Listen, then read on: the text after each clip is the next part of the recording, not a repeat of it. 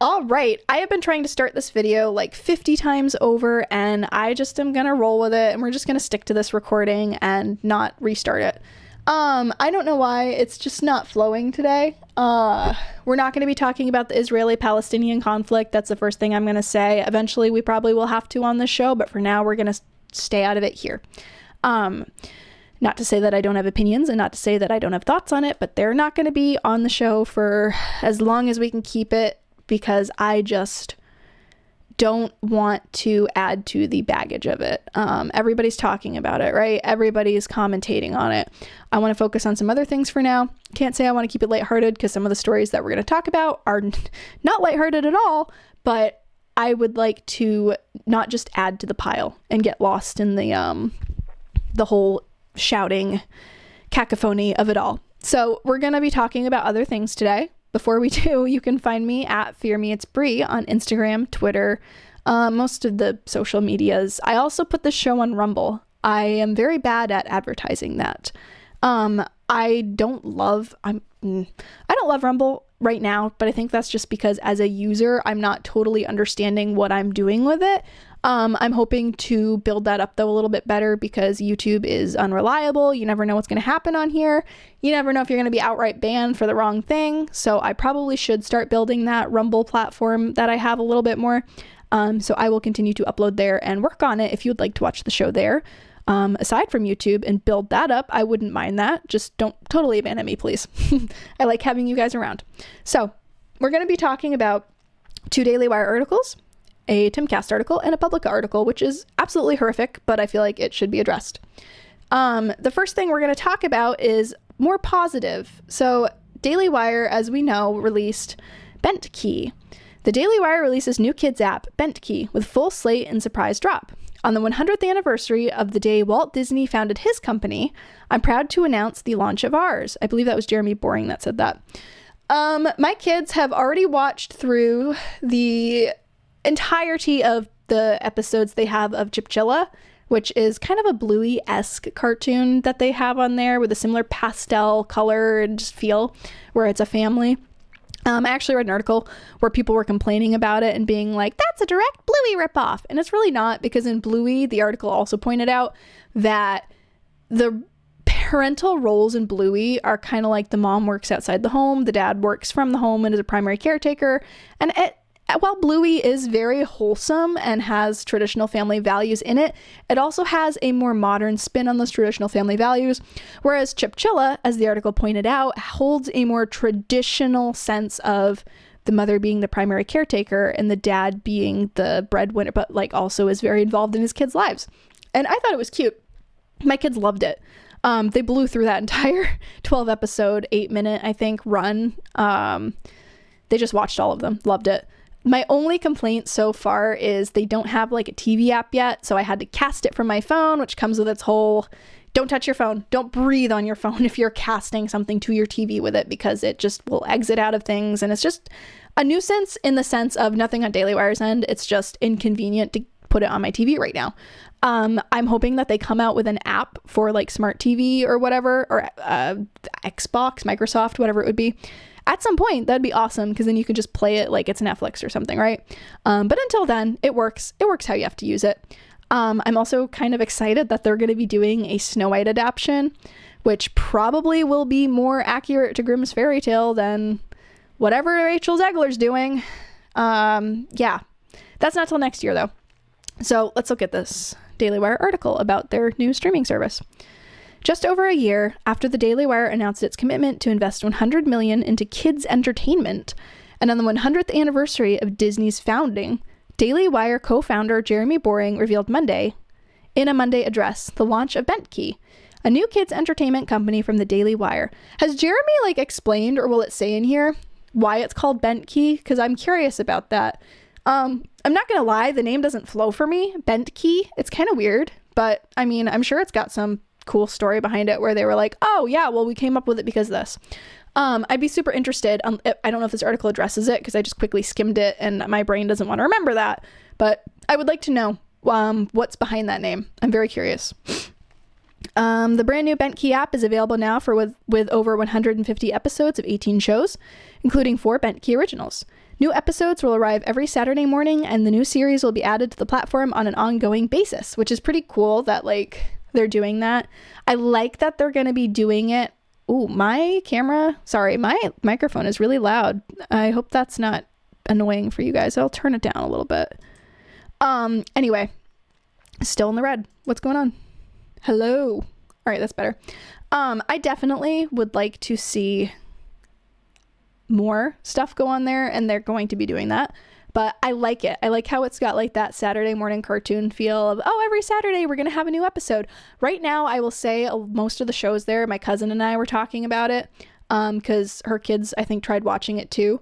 Most of the shows on there are geared more for like 5 and under, but it sounds like they're going to be obviously investing in more entertainment and having it be for older kids too, which is good. Just, you know, they got to start and they got to build. So it'll get there. Then I read that. All right. The announcement comes at a tumultuous time for Disney, with the plummeting favorability ratings as the company becomes more and more openly political.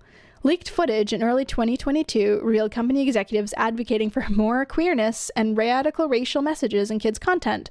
And the viral videos this year show Disney's live-action Snow White star Rachel Zegler condemning the iconic Disney story that launched the company into what it is today.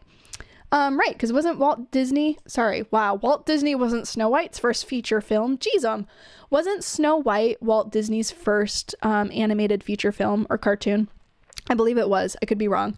While Disney still uses Walt's name, they have all but abandoned his legacy, said Boring in a pre-recorded address from Lake Bled in Slovenia. Boring is on a leave of absence from his role as co-CEO at the Daily Wire while he is directing Daily Wire Plus's Pendragon series in Hungary and Italy, which I am wicked curious about because I like The Witcher, I like The Last Kingdom, I like that like Arthurian era. Is that the right word for it? Arthurian? I don't know. I may have just made that up. But I like that era, that medieval Anglo-Saxon feeling time period. So I'm very excited about that, just to see where that goes and what that becomes. I hope it's good.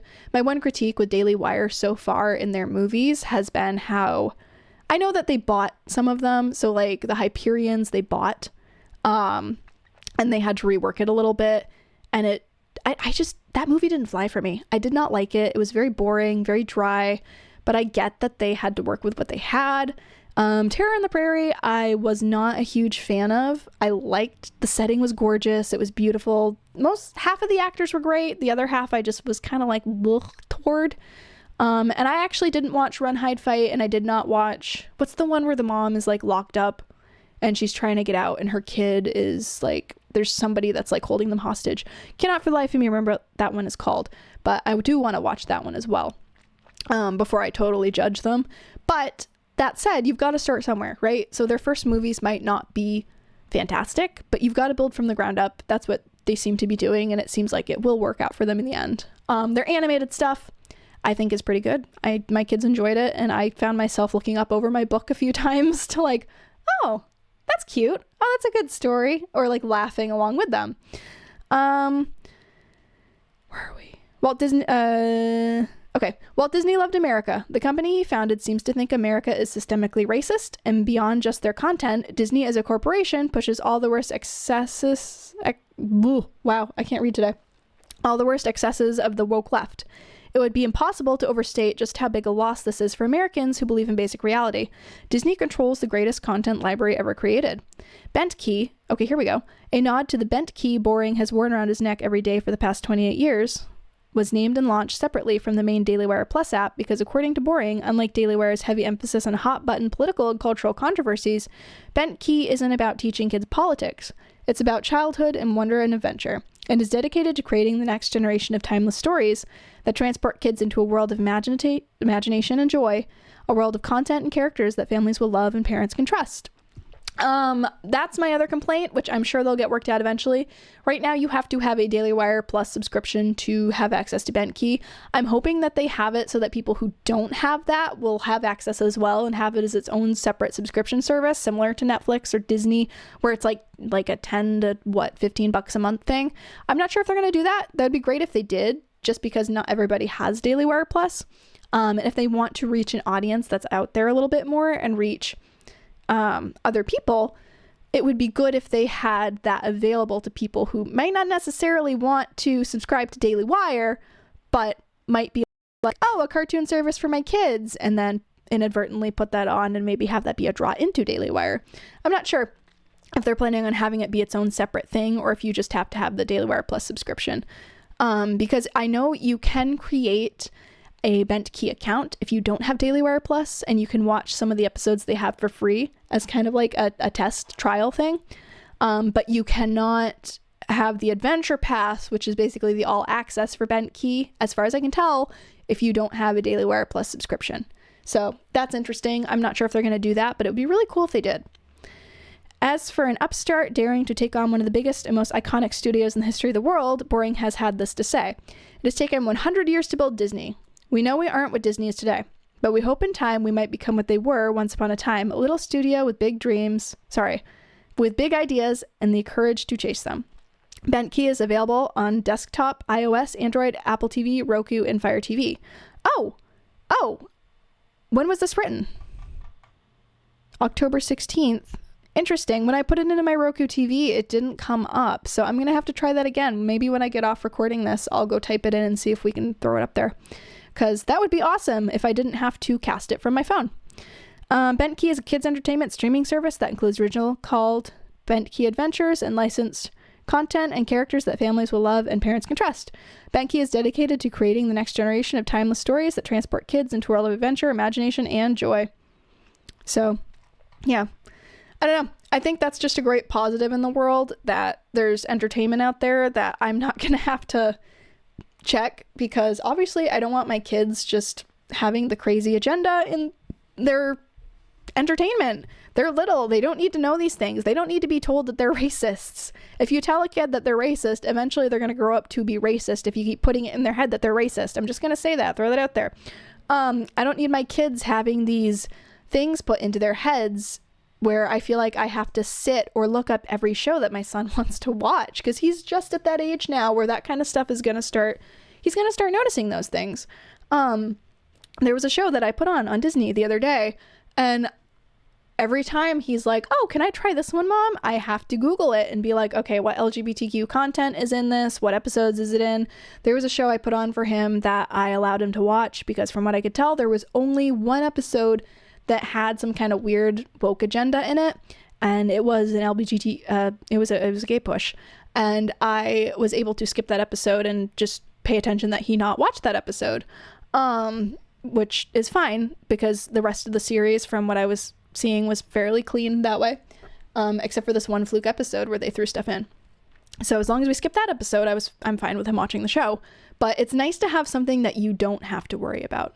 See, that's my one qualm with Disney Plus. Well, there's a lot of them. Not having access to, especially as we go digital, the classics, the things before there was woke agenda and woke push.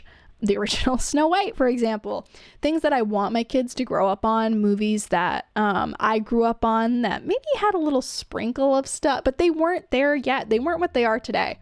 I do want them to have access to that, which in this digital age is kind of hard, where people are like, oh, we'll just go buy the DVDs. Well, yeah, but we're starting to have Xbox consoles come out with no DVD slot. The laptop I'm using, I would have to buy a totally separate thing to hook up to it if I wanted to put a DVD or a CD in, because they're just not mainstream anymore. How often do you go to Walmart and see the huge aisle of DVDs you used to see, right? Everything is streaming. So either you can get it or you can't get it. And the digital stuff really stresses me out, because I said to my husband, I was like, well, we have Amazon Prime and we've bought movies on Amazon. But what happens if we got rid of our Amazon account? Would we just lose those movies forever? Right? We've invested, we've paid for things. So just in this weird digital age, I have a hard time letting go just for the sake of my kids having access to the classics. One of my son's favorite shows is Gummy Bears, which is from the 90s. And it's a Disney show about these like bears living in a medieval forest where they drink gummy bear potion or something. And like they bounce, and I don't even know. It's so cute and it's so fun. And that's in the car. We sing the Gummy Bears theme song all the time, and just have it playing, and just like stuff like that I want him to still have access to. But Gummy Bears is such an obscure show. I think you can get it on DVD on Amazon, but it's hard to find. So I don't know.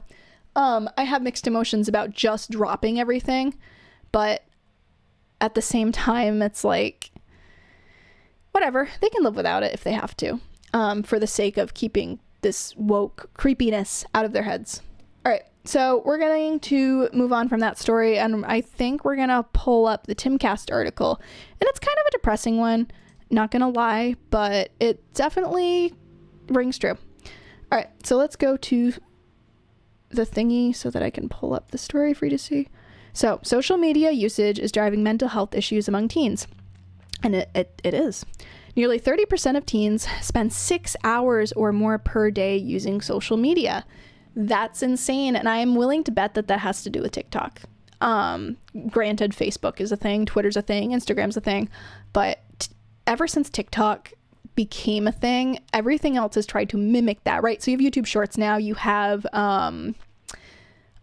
even what app was I just on? Amazon. I was on the Amazon shopping app because I wanted to type something in and look for something. The Amazon shopping app basically had TikToks where it was like people's reviews of the product or something like that. I opened the app and it started playing like TikTok and I was like, did I open the wrong app? What the heck? This is Amazon? Everything is trying to copy that format because of how it sucks you in. Also, TikTok is allowing much more longer form videos now too, which is interesting because I'm not sure how that's going to work out for them. Just because when I think of TikTok or YouTube Shorts, I think of the quicker the video, the better, because people have such a short attention span. What do? You scroll, scroll, scroll. You watch 3 seconds of something. I don't know if the TikTok generation can handle watching a video longer than 30 seconds. Just going to throw that out there. I'm not sure if they can. All right. New data has been published showing that greater social media usage among teens coincides with declining mental health. Teens who spend more than 5 hours per day on social media are 60% more likely to have suicidal thoughts or harm themselves, 2.4 times more likely to have a negative view of their body, and 40% more likely to report feeling sad, according to a new research brief from Gallup and the Institute for Family Studies. And that's so true amongst especially young girls who see an Instagram influencer or model. You have the very dark example of Eugenia Cooney, the woman who is just wasting away because for people who don't know, if you don't know, I'm sorry I'm exposing you to this, but Eugenia has become famous over the last decade for being as skinny as possible. And when I say she looks like a skeleton, I'm not exaggerating. I'm not sure how much longer this woman is going to be alive. And it is very sad. She's dying from the inside out because of it. And she has people in her comments who are like, I want to be just like you. And girls are starving themselves to look like her because they see the attention that it gets Eugenia. Or on the other side, you have girls that are like, why don't I look like that? Why am I not hot? Why am I this? Why am I that? Because they don't realize what they see on the screen is not reality. It is not 100% accurate to the lives of these influencers. And young girls are very impressionable. It's very easy to manipulate a girl into thinking that she's not pretty enough. She needs to do this. She needs to do that. And I would say the same for boys, right? We talk about how women in Hollywood and social media have these unrealistic body standards where they have to be hot at all times. And it's like, oh, that just doesn't happen. Boys too, where they see like Thor, right? You have people like Chris Hemsworth who it's like they have to diet down like crazy and they have to do these insane things to keep that physique. And if they start to lose that physique, they get like, dude, you're losing your muscle. Okay. You got to get back to it. We got a movie to film. But I will say the difference between that is a lot of times with young women, when they see something they aspire to be, they just are like, well, I'll never be that. I'm going to go in the corner and cry and eat some Cheetos and fat is beautiful. With boys, you have this like, whoa, I'm going to work out until I look like him. And you have that kind of like, they have more of a drive to make that their reality versus girls have more of like a, well, I'm going to go cry in the corner because I'm not hot like she is. Which granted, you can't just like make yourself look like somebody else, right? Obviously that's not realistic, but I think like for me, a struggle that I've had on and off is I've had 2 children. I have some more body pudge than I've wanted to have for the last few years, right? That pregnancy weight has left me very hard. It does not go away easy. It does not just melt off for me. So instead of just sitting and moping and just wishing that I was a different way or that I look differently, I need to make sure that I get off my butt and I need to work for it. You can have that, right? You might not, I might not ever get down to what I was before I had kids, which, that was weird. I don't want to anyway.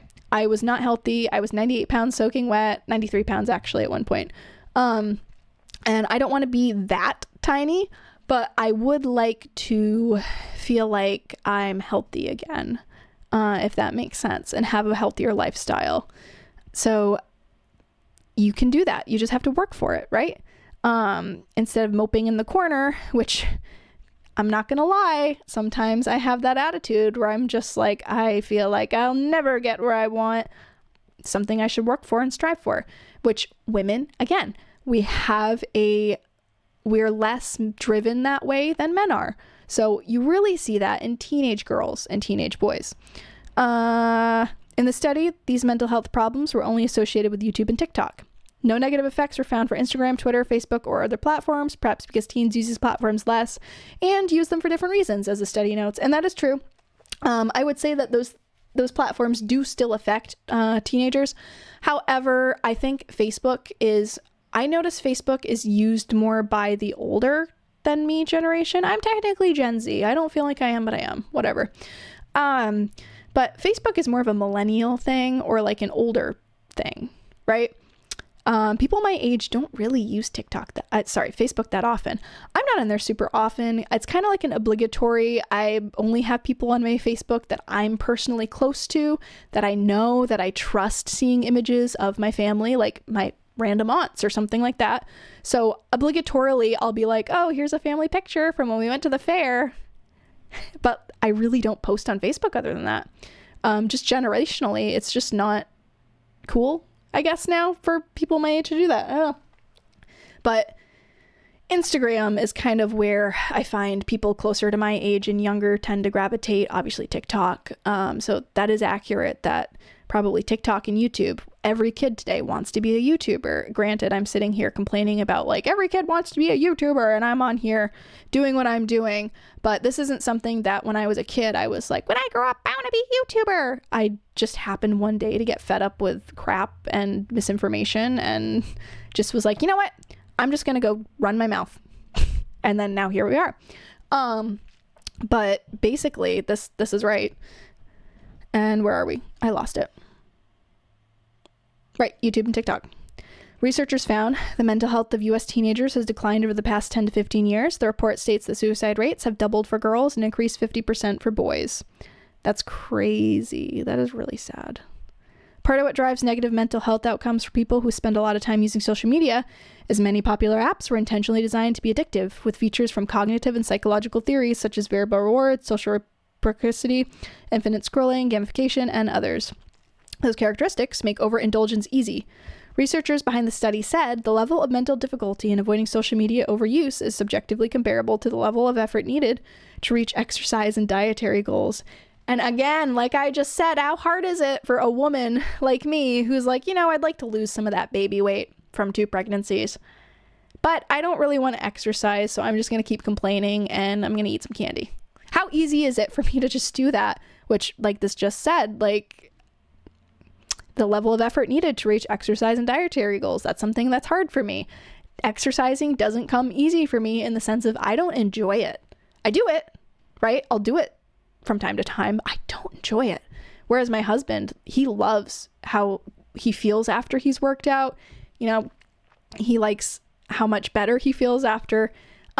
He's the guy where if he's sick, he still makes himself work out because he knows that it's going to help him and it's going to help him recover faster.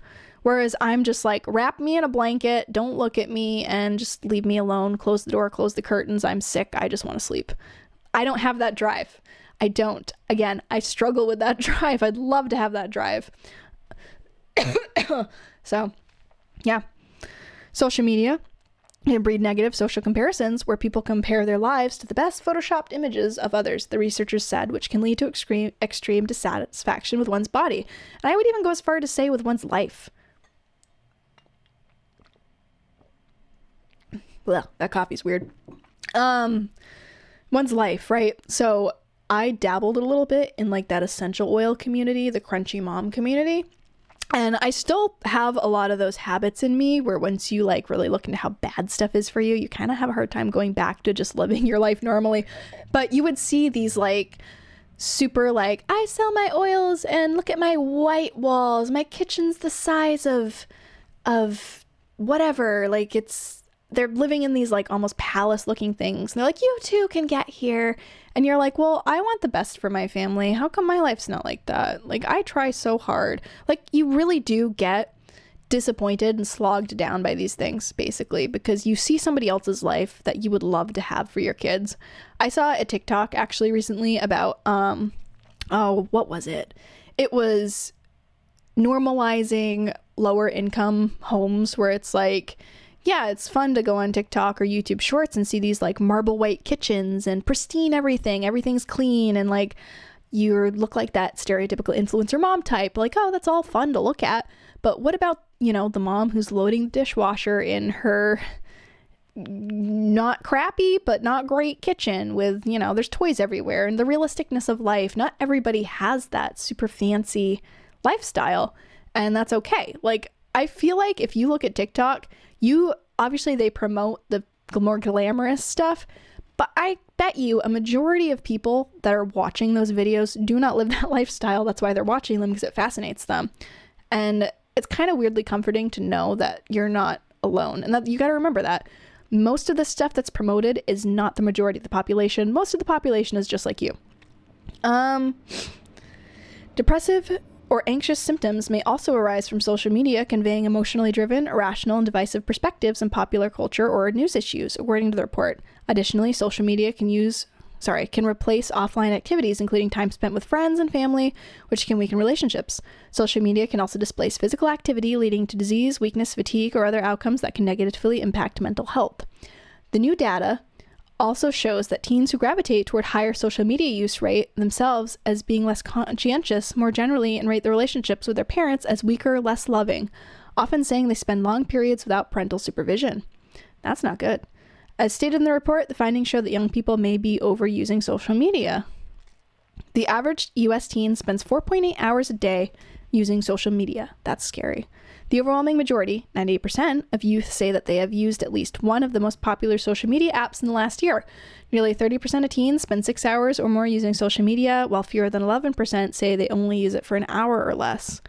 Parents are far from powerless in combating harmful effects of social media, the report said. Parents, school administrators, and other authority figures must teach character traits like self-restraint while regulating screen time and social media access.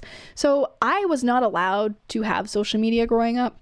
I remember being like 10 and I had friends who had Facebook, and this is when Facebook was still like pretty new.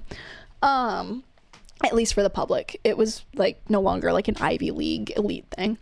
And I remember I had friends who were like, 10 to 13 is when they started all getting Facebook, and I was so jealous. Like I was too young to really understand the safety standard of it and, the internet being a dangerous place. And I just remember for years and years just feeling like I missed out, but I really didn't, because I see a majority of the people that I know personally who got social media young, it influenced them in more negative ways than positive ways. And I really look back at how my parents treated it, where I didn't get Instagram until I was 19. My husband and I were engaged. I didn't get Facebook. I was also 19, but I didn't get Facebook till I was 19 and we were married. So I feel like my upbringing really affected that, where I'm grateful to my parents for not letting me fall into that trap of, even though back then it wasn't as addictive as it is now and crazy as it is now, it still was pretty crazy for the time. So when my friends were all on their social media, I was outside in the winter. I remember when I read the Hunger Games book series, specifically Mockingjay, I think was the last book, I wanted to feel like Katniss, and I just watched the Catching Fire movie. I don't know if anyone remembers, but in the beginning of it, it's like fall and she's hunting in the woods, and it's like either late fall or early winter, and there's like light snow, and it's just like this eerie feel. And that's around the time of year that I read Mockingjay, the last book. I would go in the woods behind my parents' house with the book, climb a tree, sit in that tree as high as I could get on a branch, it was a pretty wide branch, so I was able to sit with like my back against the tree, and I would climb it, sit there so that I like felt like I was in District 12 or whatever, and I would put my headphones in. So granted, in a way I did kind of have, it wasn't just me in the woods, but point being, I would put my headphones in and I'd listen to the soundtrack, and I'd sit out there in the cold because it was like November when I was doing this, hunting season too. So I hope I had orange on, I don't remember, but I was out there high up in a tree reading books, spending time outside.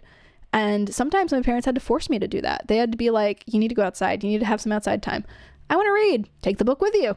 So, sometimes they'd have to force it, but I'm so glad that they did, because I have such a different perspective on social media where I'm not going to say I don't get addicted to it, and I'm not going to say that I don't spend too much time scrolling, but I'm able to, I think, separate and just get off of it. Whereas I feel like I see 14-year-old girls that aren't. And I really appreciate it when I see parents who keep their kids away from it for as long as possible. Cell phone. I didn't even get a cell phone until I was 17, I think. And it's because I got a job. No, 16. Probably was 16. It might have been 17. Senior year, basically, because I got a job. I was working outside the home. Eventually I got my license, and my parents were like, yeah, we need to make sure that we can keep in contact with you when you're not here. So because I was starting to actually need to have something like that, that's when I got it. They didn't just give it to me when I was 10 to entertain me, right? The phone was looked at as a tool where it's like, all right, you need this now. And from day one, I had to pay for my own phone plan. They didn't just give it to me and pay for it. So when it became a necessity, I got it. And I can't say that Facebook ever became a necessity. None of those things are necessities, right? If all of this shut down and we lost social media, I feel like we would be a much better society. Yeah, the flow of information would be a lot slower, but honestly, with how crazy stuff is, I almost wonder if that would be better. Social media brings us together, but it also tears us apart. So, I mean, I've met people through the online world that I never would have met otherwise. And I've also been exposed to things through the online world that I wish I'd never been exposed to, that if we didn't have it, we wouldn't have these things. We wouldn't have these issues. But anyway, I'm running long on this topic. So let's just finish out the article real quick, because there's only a couple paragraphs left. Children who exhibit greater self-control and or live with parents who restrict screen time, supervise them, and sustain a strong relationship spend much less time on social media than those without these characteristics. Jonathan Rothwell, principal economist at Gallup, wrote in discussion of the survey data, which is what I just said, right? My parents were very careful about making sure that we experienced the real world, spent time with us, and were very involved. And you can tell, especially in my generation, whose parents did that with them and whose parents didn't do that with them. Whose parents let social media and TV be their child's entertainer. And I'm not saying that sometimes you just have to put a show on. Like, I have to put a show on to get stuff done sometimes for my kids. I have to, all right, you're going to watch Bluey. Mom's going to go do the dishes. And when we're done, we're going to turn it off and you're going to play. Right now, that's what my son's doing right now, is he's having his rest time. He's watching his movie that I put on for him. And then when that's done, I'm going to have him play with his magnet tiles or whatever. Sometimes you do need to take advantage of the tools that you were given to get things done. But to sit your child there in front of a screen for a majority of their upbringing is not healthy to them. It is not healthy to you, and it is not going to improve upon your relationship with them in the future. And it is going to make them socially awkward, unfortunately. You can tell children who don't know how to integrate with other children or play with other children because they don't know what it's like to not be looking at a screen 24/7. And it creates like weird social tics that get labeled as these disorders that I don't think that they would have if they didn't have a screen in front of their face or access to this 24/7. But anyway, I digress. Let's finish this last paragraph. If living with a parent who agrees or strongly agrees that he or she restricts screen time, the adolescent reports 1.7 fewer hours on average of social media use compared to adolescents whose parents do not restrict screen time, he added. Youth who report a stronger and more loving relationship with their caregivers and spend less time unsupervised also use social media less frequently. Yeah, I would say if you were a parent, keep your kids off of social media. Speaking of which, whatever happened to Snapchat? I feel like that died. See, that was the big one when I was in high school, is everybody had Snapchat and I wasn't allowed to. So I was like, you guys don't get to hit. But I really did not miss out on much. I have it now. I don't think I use it at all. I have one friend where she and I still will send each other like filter pictures, just funny things, just because she and I both still will do that. But literally aside from her, I don't use Snapchat at all. I have it. I don't use it. Even Instagram, I feel like might be dying out a little bit. I don't know. I could be wrong in that one, but Twitter's kind of where it's at the moment. Twitter's kind of the big platform right now. Sorry, X. X is the big platform right now. I will never call it X, I don't think. Maybe in like 30 years, if it's still a thing, when everybody's calling it X, because just the generation is like, yeah, X, that's the app. I'll be like, right, that used to be called Twitter back in my day. Or I'll be the old lady that's like, I posted on Twitter today. And my grandkids are like, Grandma, it's been called X for like 80 years. But I just feel weird calling it that. It just doesn't feel right when it's been Twitter for like a decade or so. But yeah, moral of the story, keep your kids off social media as long as possible, and they will turn out much better than if you let them just have it 24/7. And granted, it's hard because kids sneak things, right? We were all kids. We were all teenagers. We all snuck stuff by our parents. Not a good thing. Try and pay attention to making sure, like, my kid's a good kid. They'd never get that behind my back. You know what? Whatever your kid can do, they will. Right? We were all kids. We all did things that we shouldn't have and that we snuck by our parents. If you did it, they'll do it. So keep an eye. Kids are very, very good at being deceitful, unfortunately. All right. Let's see. What else have I got here? We're at 36 minutes, and I don't want to go too much longer with this video. So I think I'm going to pick one more story, and unfortunately, it's kind of a downer.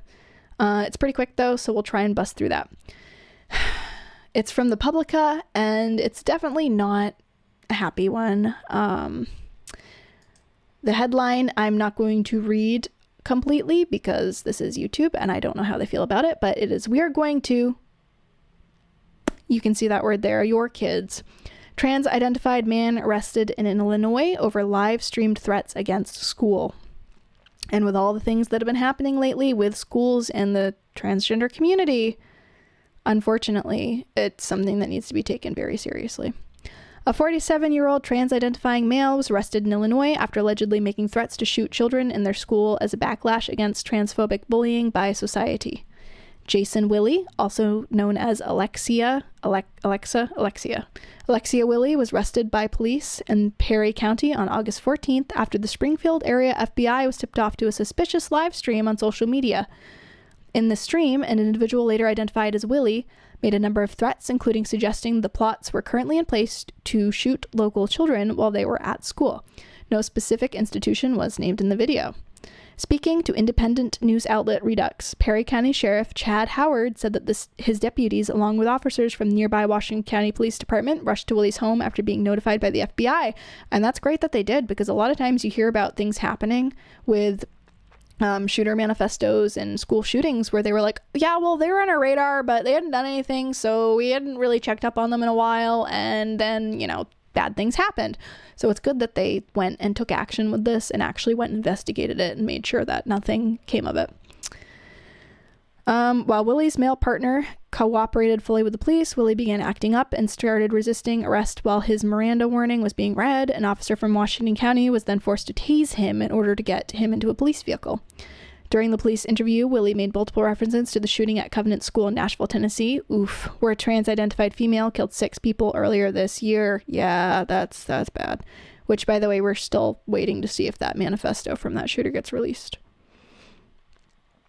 In the interview, he used ammunition from the Tennessee shooting. I didn't even bring it up. Sheriff Howard told Redux. While Willie mentioned that transgender individual in Tennessee was tired of being made fun of, and he used that as a reason why he was speaking on behalf of the transgender community. Yeah, I don't know. I've heard a lot of transgender people that have condemned these actions because they're like, whoa, we don't want to be a part of that. Not every trans person is bad or a bad person, but all it takes is a few unhinged loony bins, just like anybody, an unhinged person with an ideology to do something like this.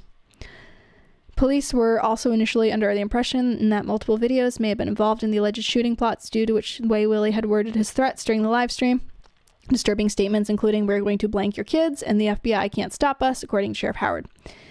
At the time, we were under the impression that possibly there was more than one person involved, and if it turns out he was speaking about the transgender community, he said he made the comment in a police interview when asked about what he meant by we and us.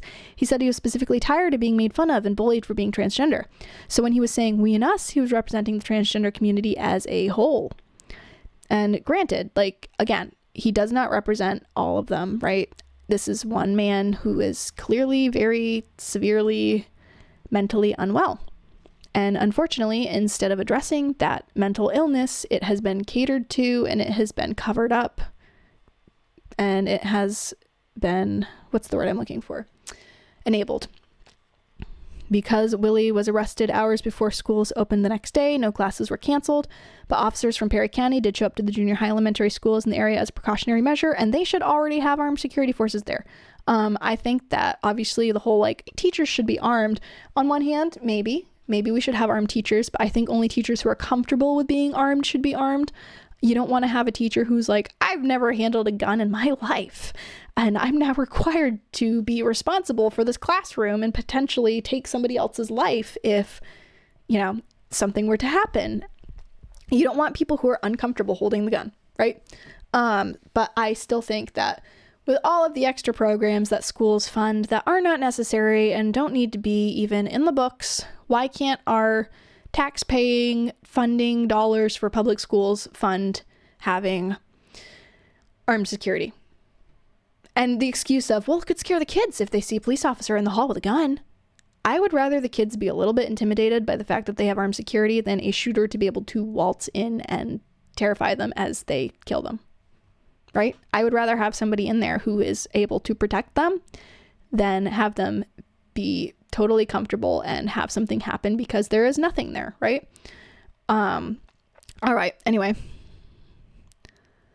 after his initial arrest, Willie was released on zero bond just 48 hours after being booked. He was ultimately charged with resisting arrest, and threats were deemed too vague to pursue legally.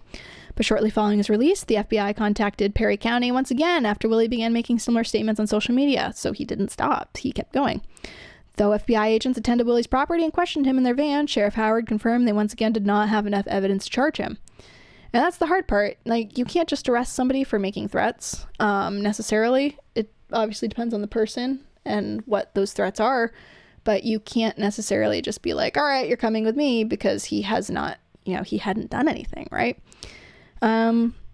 Willie has yet to offer a plea on his charge of resisting arrest. Even if he's found guilty, Sheriff Howard told Redux he would likely only receive a fine. It is more or less going to end up being a hearing. Now the state of Illinois, having the Safety Act, went into effort on September 18th. Those types of crimes are no longer containable. You just bring a suspect in for booking, processing, and biometrics, and you release them with a court date, and it is all handled by the courts from there on out. Willie's next court appearance is scheduled for January 2nd of next year, so 2024, I assume. Next year, that's what that would mean. But yeah, it's hard because you can't just arrest somebody and be like, well, we think that you might do something later down the road, so we're going to, you know what I mean? Like, you can go in and you can check them out, like what they did. You can arrest them for other things surrounding it, but we don't live in person of interest. You can't just be like, well, they're gonna sue a crime at some point, so book them and throw them in the clink. You can't just do that. It's not the world we live in. That's not realistic. If somebody doesn't have a record of something prior to, it's kind of hard to be like, oh, well, they've already done X, Y, and Z.